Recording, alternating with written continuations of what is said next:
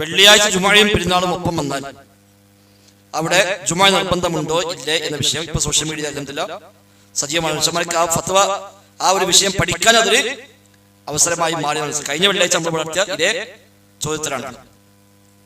കഴിഞ്ഞ വെള്ളിയാഴ്ച നമ്മൾ നടത്തിയത് ഇവിടെ ആരോട് ചോദിച്ചു, ആ ചോദിച്ചു പറഞ്ഞ ഉത്തരമായിരുന്നു അത്. തർക്കമില്ലാത്ത വിധം 5 or 6 ഹദീസിൽ സ്ഥിരപ്പെട്ട വിഷയമാണ്. ഏതെങ്കിലും ഒരു ഹദീസ് വന്ന ഒരു പദപ്രയോഗം മാത്രമല്ല, വ്യത്യസ്തമായ ഹദീസ് ആ വിഷയത്തിൽ വന്നിട്ടുണ്ട്. 1-2 ഞാൻ പറയാം. ഏതായാലും ആ ചർച്ച വന്ന സ്ഥിതിക്ക് നമുക്ക് ആ വിഷയം പഠിക്കാൻ ഒരു അവസരമാണ്. സയ്യിദ് ഇബ്നു അർഖം റളിയല്ലാഹു അൻഹു മുആവിയ ഇബ്നു അബൂ സുഫ്യാൻ ചോദിക്കുകയാണ്, ഹൽ ശഹീദത മഅ റസൂലില്ലാഹി സ്വല്ലല്ലാഹു അലൈഹി വസല്ലം ഈദൈനി ഇജ്തമഅ ഫീ യൗമിൻ വാഹിദ്. ഒരു ദിവസം 2 ഈദുകൾ സംഗമിച്ചതിന് നബിയോടൊപ്പം നീ സാക്ഷിയായിട്ടുണ്ടോ എന്ന് അബൂ സുഫ്യാൻ ചോദിക്കുന്നു സയ്യിദ് ഇബ്നു അർഖമിനോട്. സയ്യിദ് ഇബ്നു അർഖം പറഞ്ഞു, നഅം, അതെ, ഞാൻ നബിയുടെ ഒപ്പം അങ്ങനെ പങ്കെടുത്തിട്ടുണ്ട്. അപ്പൊ അബൂ സുഫ്യാൻ ചോദിച്ചു, കൈഫ സനഅ, അന്ന് നബി എങ്ങനെ ചെയ്തു ചോദിച്ചു. 2 ഈദാണ്, ജുമുഅയും പെരുന്നാളും. ഒരു ദിവസം 2ഉം കൂടെ സംഗമിച്ചപ്പോൾ നബി എങ്ങനെയാണ് ചെയ്തത്? അപ്പൊ സയ്യിദ് പറഞ്ഞിരിക്കുകയാണ്, സ്വല്ലൽ ഈദ, നബി ഞങ്ങൾ ഈദ് നിസ്കരിച്ചു, പെരുന്നാൾ നിസ്കരിച്ചു. സുമ്മ റഖസ ഫിൽ ജുമുഅത്തി, എന്ന് ജുമുഅയുടെ വിഷയത്തിൽ നബി ഞങ്ങൾ ഇളവ് നൽകി. ഫഖാല, ഇളവ് നൽകിക്കൊണ്ട് നബി ഞങ്ങൾ പറഞ്ഞു, മൻ ശാഅ യുസല്ലിയ ഫൽയുസല്ലി, ജുമുഅ നിസ്കരിക്കാൻ ഉദ്ദേശിക്കുന്നവർ നിസ്കരിച്ചു കൊള്ളട്ടെ എന്ന് നബി പറഞ്ഞു, ഇളവ് തന്നു. അവിടെ ദൂരത്തിൽ നിന്ന് വരുന്ന മനുഷ്യന്മാരെന്നോ നാട്ടിലേക്കില്ലാന്നോ അതൊന്നും ഇല്ല. നബി ഞങ്ങളെയും കൂട്ടി പെരുന്നാൾ നിസ്കരിച്ചു എന്ന് നബി ഇളവ് തന്നിട്ട് പറഞ്ഞു, ഇനി ഉദ്ദേശിക്കുന്നവർ ജുമുഅ നിസ്കരിക്കട്ടെ. ഇമാം അഹ്മദ്, അബൂ ദാവൂദ്, നസായി, ഇബ്നു മാജ, ദാരിമി, ഹാക്കിം എന്നിവരെല്ലാം മുദ്രിച്ച സ്വഹീഹായ ഹദീസാണ് അത്. രണ്ടാമത് മറ്റൊരു ഹദീസ് അബൂ ഹുറൈറ റളിയല്ലാഹു അൻഹു പറയുന്നു, അന്ന റസൂലുള്ളാഹി സ്വല്ലല്ലാഹു അലൈഹി വസല്ലം ഖാല, നബി തങ്ങൾ പറഞ്ഞു, ഖദ് ഇജ്തമഅ ഫീ യൗമികും ഹാദാ ഈദാനി, ഇന്ന് നിങ്ങളുടെ ഈ ദിവസത്തിൽ 2 ഈദുകൾ സംഗമിച്ചിരിക്കുന്നു, പെരുന്നാളും ജുമുഅയും. അതിനാൽ ഫമൻ ശാഅ അജ്സഅഹു മിനൽ ജുമുഅത്തി, ഒരാൾ ഉദ്ദേശിക്കുന്നുവെങ്കിൽ അവന് ജുമുഅക്ക് പകരം ഇത് മതിയാകുന്നതാണ്. വഇന്നാ മുജമ്മിഊൻ, നാം ഇവിടെ ജുമുഅ സംഘടിപ്പിക്കുന്നുണ്ട്. ജുമുഅ സംഘടിപ്പിക്കുന്നുണ്ട്, പക്ഷേ ആവശ്യമുള്ളവർ വന്നാൽ മതി, അല്ലാത്തവർക്ക് ഈ പെരുന്നാൾ നിസ്കാരം മതിയാകും എന്ന് പെരുന്നാൾ ദിവസത്തിൽ പെരുന്നാൾ നിസ്കാരം കഴിഞ്ഞിട്ട് നബി തങ്ങൾ പറഞ്ഞുവെന്ന് അബൂ ഹുറൈറ പറയുന്നു. ഇമാം ഹാക്കിം, അബൂ ദാവൂദ്, ഇബ്നു മാജ, ബൈഹഖി എന്നിവർ റിപ്പോർട്ട് ചെയ്ത ഹദീസാണ്. ഇത് തന്നെ ഇബ്നു അബ്ബാസ് റളിയല്ലാഹു അൻഹുവിൽ നിന്നും റിപ്പോർട്ട് ചെയ്യപ്പെടുന്നു. അദ്ദേഹം പറഞ്ഞു, ഇജ്തമഅ ഈദാനി ഫീ യൗമികും ഹാദാ, നബി തങ്ങൾ പെരുന്നാൾ നിസ്കരിച്ചിട്ട് പറഞ്ഞു, ഈ ദിവസം 2 ഈദുകൾ സംഗമിച്ചിരിക്കുന്നു. അതിനാൽ ഫമൻ ശാഅ അജ്സഅഹു മിനൽ ജുമുഅ, ഉദ്ദേശിക്കുന്നവർക്ക് ജുമുഅക്ക് പകരം ഇത് മതി. വഇന്നാ മുജമ്മിഊൻ ഇൻഷാ അല്ലാഹ്, ഞങ്ങൾ ജുമുഅ സംഘടിപ്പിക്കുന്നുണ്ട് എന്ന് നബി പറഞ്ഞു. ഇമാം ഇബ്നു മാജ റിപ്പോർട്ട് ചെയ്ത സ്വഹീഹായ ഹദീസാണ്. നാലാമത് ഇമാം ബുഖാരി ഉദ്ധരിച്ച ഹദീസ് അബൂ ഉബൈദ് മൗല ഇബ്നു അസ്ഹർ, ഇബ്നു ഹസറിന്റെ മൗലയായ അബൂ ഉബൈദ് പറയുന്നു, ഖാല അബൂ ഉബൈദ് പറഞ്ഞു, ഷഹീദുൽ ഈദൈനി മഅ ഉസ്മാൻ ഇബ്നു അഫ്ഫാൻ, ഉസ്മാൻ അഫ്ഫാന്റെ കൂടെ ഞാൻ 2 ഈദുകൾക്ക് സാക്ഷിയായി. അത് പെരുന്നാളും ജുമുഅയും ഒന്നിച്ച് വന്ന ദിവസം, അന്ന് ഉസ്മാൻ അഫ്ഫാനാണ് ഖലീഫ അക്കാലത്ത്, ഞാനത് സാക്ഷിയായി. വകാന ദാലിക യൗമൽ ജുമുഅ, അത് വെള്ളിയാഴ്ചയായി. ഫസല്ല ഖബ്ല ഖുത്ബത്തി സുമ്മ ഖതബ, പെരുന്നാളിന് അദ്ദേഹം ആദ്യം നിസ്കരിച്ചു, പിന്നീട് ഖുത്ബ നിർവഹിച്ചു. ഫഖാൽ, അദ്ദേഹം പറഞ്ഞു, യാ അയ്യുഹൻ നാസ് ഇന്ന ഹാദാ യൗമുൻ ഖദ് ഇജ്തമഅലക്കും ഫീഹി ഈദാനി, അല്ലയോ ജനങ്ങളെ, ഇന്ന് 2 ഈദുകൾ സംഗമിച്ചിരിക്കുന്നു.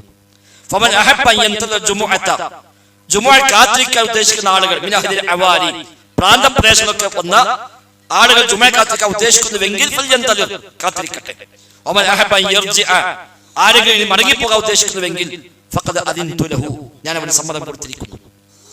ജുമുഅക്ക് വരാതെ ഇനി പോകാനാണ് ഉദ്ദേശമെങ്കിൽ ഞാൻ സമ്മതം തന്നു, അല്ല കാത്തിരിക്കുന്നുവെങ്കിൽ കാത്തിരുന്നോട്ടെ എന്ന് ഉസ്മാൻ അഫ്ഫാൻ റളിയല്ലാഹു അൻഹു പറഞ്ഞു. ഇമാം ബുഖാരി സ്വഹീഹ് ബുഖാരി 5572 നമ്പറായി റിപ്പോർട്ട് ചെയ്ത സംഭവമാണ്.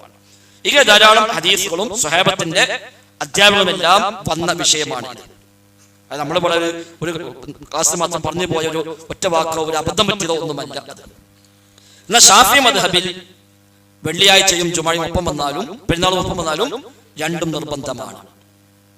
അതിന് കാരണം ഷാഫി മദ്ഹബിന്റെ അടിസ്ഥാന പ്രകാരം ഖുർആനിൽ വന്ന നിയമത്തെ മാറ്റാൻ ഹദീസ് കൊണ്ട് മതിയാവുകയില്ല എന്നാണ് ഷാഫി അസ്ലം. അപ്പൊ ജുമുഅ ഫർളാണ് എന്നുള്ളത് ഖുർആനാണ്. ഈ ഘട്ടത്തിൽ ഒരു ജുമുഅ നിർബന്ധമില്ല എന്നത് ഹദീസാണ്. അപ്പൊ ഖുർആനിൽ വന്ന ഹുക്മിനെ ദുർബലപ്പെടുത്തുവാൻ ഹദീസ് മതിയാവില്ല, ഖുർആൻ തന്നെ വേണം, അല്ലെങ്കിൽ മുതവാത്തിർ വേണം എന്നാണ്. അപ്പൊ അതുകൊണ്ട് ഈ ഹദീസ് പോരാ ഈ വിഷയത്തിൽ തെളിവായി പിടിക്കാൻ എന്ന ഷാഫി മദ്ഹബിന്റെ അസ്ൽ പ്രകാരമാണ്. ഷാഫി മദ്ഹബിൽ ഇങ്ങനെ വന്നാലും ജുമുഅ നിർബന്ധമാണ് എന്ന് വന്നത്. അപ്പൊ പിന്നെ ഈ ഹദീസ് എന്ത് ചെയ്യും? ഹദീസ് സ്വഹീഹാണ്, ഇമാം അടക്കം ഈ ഹദീസ് സ്വീകാര്യമാണ് പഠിപ്പിച്ച ആളാണ്. അപ്പൊ ഈ ഹദീസ് എന്ത് ചെയ്യും? അതിൽ അവർ പറഞ്ഞു ന്യായമാണ്. ഈ ഹദീസ് ഉസ്മാൻ അഫ്ഫാന്റെ ഈ പ്രവൃത്തി, ഉസ്മാൻ അഫ്ഫാൻ റളിയല്ലാഹു അൻഹു പറഞ്ഞല്ലോ, അവാലി പ്രാന്തപ്രദേശത്തുകാർ ഓല് വേണമെങ്കിൽ കാത്തു നോട്ടാലി പൈക്കോട്ടാണല്ലോ, അപ്പൊ അത് എല്ലാവർക്കും ഉള്ളതല്ലാതെ ഇത് മനസ്സിലാക്കാം എന്ന് പറഞ്ഞിട്ടാണ് അങ്ങനെ ഒരു വ്യാഖ്യാനത്തിലേക്ക് ഷാഫി മദ്ഹബുകാർ എത്തിയിരിക്കുന്നത്. എന്നാൽ അപ്പൊ ഇതിപ്പം ഈ സംസാരിച്ച ഉസ്താദ്മാർ പറഞ്ഞു വെച്ചാൽ അത് ദൂരെ വളരെ ദൂരത്തിൽ വരുന്ന ആളുകളാണ്, ഓർക്ക് പിന്നെ ജുമുഅ നിർബന്ധ മുസാഫിറാണെന്ന് നോക്കുകയാണ്. ഷാഫി മദ്ഹബ് പ്രകാരം മുസാഫിർ ആകണമെങ്കിൽ 82 മൈൽ വേണം. അപ്പൊ 130 കിലോമീറ്റർ ഉള്ള ആൾക്ക് യാത്രക്കാരന് ഷാഫി മദ്ഹബ് അനുസരിച്ച് പറയും 130 കിലോമീറ്റർ അപ്പുറത്ത് ഏതെങ്കിലും ഒരാൾ ജുമുഅയ്ക്കും പെരുന്നാൾക്കും ഉറപ്പല്ല. നബിയുടെ കാലത്ത് മദീനത്ത് പെരുന്നാൾ നിസ്കാരത്തിന് 130 കിലോമീറ്റർ അപ്പുറത്തെ യാത്ര ചെയ്തിട്ട് ഷാഫി മദ്ഹബ് അനുസരിച്ച് ഒരു ദിവസത്തെ യാത്രയാണ് യാത്ര. ഒരു രാവും പകലുമുള്ള യാത്രയ്ക്ക് യാത്ര എന്ന് പറയുള്ളൂ. ആ യാത്രക്കാരനെ ജുമുഅ ഒഴിവാകും. ആ യാത്രക്കാരനെ എല്ലാ ഇളവും ലഭിക്കുകയുള്ളൂ. അപ്പൊ അങ്ങനെയാണെങ്കിൽ പെരുന്നാൾ നിസ്കാരത്തെ എങ്ങനെ വരും? അപ്പൊ അങ്ങനത്തെ മുസാഫിറിനെ പറ്റി അല്ല വിഷയം. ഇമാം അഹ്മദ് റഹിമഹുല്ലാഹ് ഈ ഹദീസ് വെച്ചുകൊണ്ട് പറഞ്ഞു ജുമുഅ നിർബന്ധമില്ല. പെരുന്നാൾ നിസ്കാരത്തിൽ വന്നാൽ ജുമുഅ നിർബന്ധമില്ല. വന്നാൽ നല്ല കാര്യം, സംശയമൊന്നുമില്ല. ജുമുഅയ്ക്ക് പങ്കെടുത്താൽ കൂടിയിട്ടും എല്ലാ നന്മയും ലഭിക്കും. പ്രത്യേകിച്ച് ഇന്നത്തെ കാലത്ത് നമുക്ക് ഇഷ്ടംപോലെ പള്ളിയായി സൗകര്യമായി വണ്ടിയുണ്ട്, ഒരു ബുദ്ധിമുട്ടില്ല. ആ കൂലി നമ്മൾ കാണേണ്ട ആവശ്യമില്ല. പക്ഷെ നബിതങ്ങൾ നിർബന്ധമില്ലാതെ പറഞ്ഞ സംഗതി നമ്മൾ നിർബന്ധാക്കാൻ വകുപ്പുണ്ടോ? ഇവിടെ കാര്യം ഗൗരവമാണ്. ഇത് സുന്നി മുജാഹിദ് വിഷയമൊന്നുമല്ല. നബി പറയാം മൻ ശാഅ ഫൽയുസല്ലി, ഉദ്ദേശിക്കുന്നവർ നിസ്കരിച്ചുകൊള്ളട്ടെ എന്ന് പറയാം. നിസ്കരിക്കാതെ മടങ്ങി പോവുകയാണെങ്കിൽ പെർമിഷൻ ഉണ്ട് എന്ന് ഉസ്മാൻ അഫ്ഫാൻ പ്രഖ്യാപിക്കാം. അപ്പൊ നബിതങ്ങൾ നിർബന്ധമില്ല എന്ന് പ്രത്യേകമായി ഇങ്ങനെ ഈ പ്രയോഗത്തിലൂടെ പഠിപ്പിച്ച ഒരു കാര്യം അല്ല, അത് നിർബന്ധമാണ് എന്ന് പറയുന്ന വകുപ്പുണ്ട്. ഇന്നലെ ഒരു മുസ്ലിം വിളിച്ചു, ഇതിപ്പോ നിർബന്ധമില്ല പറഞ്ഞ ബുദ്ധിമുട്ടല്ല. അപ്പൊ ഞാൻ നബി നിർബന്ധമില്ല പറഞ്ഞപ്പോ നമ്മൾ നിർബന്ധം ആക്കാൻ പറ്റുമോ ചോദിച്ചു. അല്ല, അതിപ്പോ നബി ആ കാലത്ത് പറഞ്ഞല്ലേ ഈ കാലത്ത് പറ്റുമോ? നബി ആ കാലത്ത് മാത്രമല്ലല്ലോ, നബി ഖിയാമത്തോടെ വിളിക്കല്ലേ. അപ്പൊ അദ്ദേഹം അല്ല അങ്ങനെ പറഞ്ഞപ്പോ ആളുകളൊക്കെ ഇപ്പൊ ഇളവ് കിട്ടുന്ന പിന്നെ ആളുകൾ ജുമുഅയ്ക്ക് വരൂലല്ലോ. ഇതിപ്പോ ഈ വഹി കൊടുത്ത അല്ലാഹ്ക്കറിയാലോ. ഈ സന്ദേശം നബിക്ക് വഹയായി നൽകി അല്ലാഹ്ക്കറിയില്ല ഖിയാമത്ത് വരെ എന്തൊക്കെ നടക്കുന്നു. ഒരു സംഗതി നിർബന്ധമില്ല എന്ന് പറഞ്ഞാൽ ഞാൻ ചെയ്യണില്ല എന്നുള്ള വിശ്വാസം തീരുമാനിക്കാം. ഇപ്പൊ തറാവീഹ് നിർബന്ധമില്ലാതെ എന്നിട്ട് നമ്മളെ തറവിക്ക് വിട്ടില്ല. ഫർദിനേക്കാളും ആൾക്കാർ തറാവീഹ് വരുന്നത്, നിർബന്ധമുള്ള ഫർദിനേക്കാൾ ഏറെ നിർബന്ധമില്ലാത്ത തറാവീഹ് മത്സരമാര് വരുന്നുണ്ട്. അപ്പൊ നിർബന്ധമില്ലാതോടുകൂടി നന്മ മുടക്കുന്നില്ല. നബിതങ്ങൾ പഠിപ്പിക്കാൻ നിർബന്ധമില്ല. മൻ ശാഅ, ഉദ്ദേശിക്കുന്നവർ നിസ്കരിച്ചുകൊള്ളട്ടെ എന്ന് നബിതങ്ങൾ പറഞ്ഞ സംഗതിയെ അല്ല അത് പറ്റൂല, അത് നിർബന്ധതയാണ് എന്ന് പറയാൻ വകുപ്പില്ല. അപ്പൊ ജുമുഅ നിർബന്ധമാണ്. അപ്പൊ പിന്നെ പെരുന്നാൾ നിസ്കാരം സുന്നത്തേ ഉള്ളൂ എന്നാൽ ചില ന്യായങ്ങൾ പിന്നെ പറഞ്ഞത് ശരിയാണ്. പെരുന്നാൾ നിസ്കാരം സുന്നത്താണ്, ജുമുഅ നിർബന്ധമാണ്. അപ്പൊ പക്ഷെ പെരുന്നാളിൽ പങ്കെടുത്ത ആൾക്ക് കിട്ടിയ ഇളവാണ്, പെരുന്നാളിൽ പങ്കെടുത്ത ആൾക്ക് കൊടുക്കുന്ന ഇളവാണ്. ഇനി അയാൾ ജുമുഅയിൽ പങ്കെടുക്കേണ്ടതില്ല. അയാൾ ദുഹ്ർ നിസ്കരിക്കണോ? നിസ്കരിക്കണമെന്നാണ് പ്രബലാഭിപ്രായം. എന്നാൽ അതിൽ പോലും പറഞ്ഞവരുണ്ട്, ദുഹ്ർ നിസ്കാരത്തിൽ പോലും വേണ്ടെന്ന് പറഞ്ഞ പണ്ഡിതന്മാരുണ്ട്. പക്ഷെ അഭിപ്രായം അത്ര പ്രബലമല്ല. താബിഈയായ അത്വാ അദ്ദേഹം പറഞ്ഞു വെള്ളിയാഴ്ച പെരുന്നാളും ജുമുഅ ഒപ്പം വന്നാൽ ഓരോ പെരുന്നാൾ നിസ്കാരം നിസ്കരിച്ചിട്ടുണ്ടെങ്കിൽ ഞാൻ ദുഹ്ർ നിസ്കരിക്കണ്ട. കാരണം വെള്ളിയാഴ്ച ദുഹ്റില്ല, വെള്ളിയാഴ്ച ഉള്ളത് പെരുന്നാളാണ്, ജുമുഅയാണ്. ആ ജുമുഅ വേണ്ടെന്ന് പറഞ്ഞാൽ പിന്നെ ദുഹ്റില്ല. ഓരോ പെരുന്നാൾ നിസ്കാരം മദീനാണ് അത്വാ ഇബ്നു അബീ റബാഹിന്റെ അഭിപ്രായം. അഭിപ്രായം അത്ര എല്ലാവരും അംഗീകരിച്ചു പോകുന്ന അഭിപ്രായമല്ല. അത് അങ്ങനെ പറയാൻ നമുക്ക് ന്യായമില്ല എന്നുകൊണ്ട് തന്നെയാണ്. അബൂ ഹനീഫ ഇമാം പറഞ്ഞു ഒരു പെരുന്നാൾ നിർബന്ധമാണ്, ജുമുഅ നിർബന്ധമാണ്, ഒക്കെ നിർബന്ധമാണ്. അപ്പൊ ദുഹ്ർ നിസ്കരിക്കാം, ദുഹ്ർ നിസ്കരിക്കാം, വിട്ടു നിസ്കരിക്കാം. അപ്പൊ ജുമുഅ ഉള്ള പള്ളിയാണ് ജുമുഅ നടക്കണം. ജുമുഅ ഇല്ലാത്ത പള്ളിക്ക് ബാങ്ക് കൊടുത്ത് ദുഹ്ർ നിസ്കരിക്കാൻ പറ്റുമോ? പറ്റില്ല. ജുമുഅ സംഘടിപ്പിക്കണം.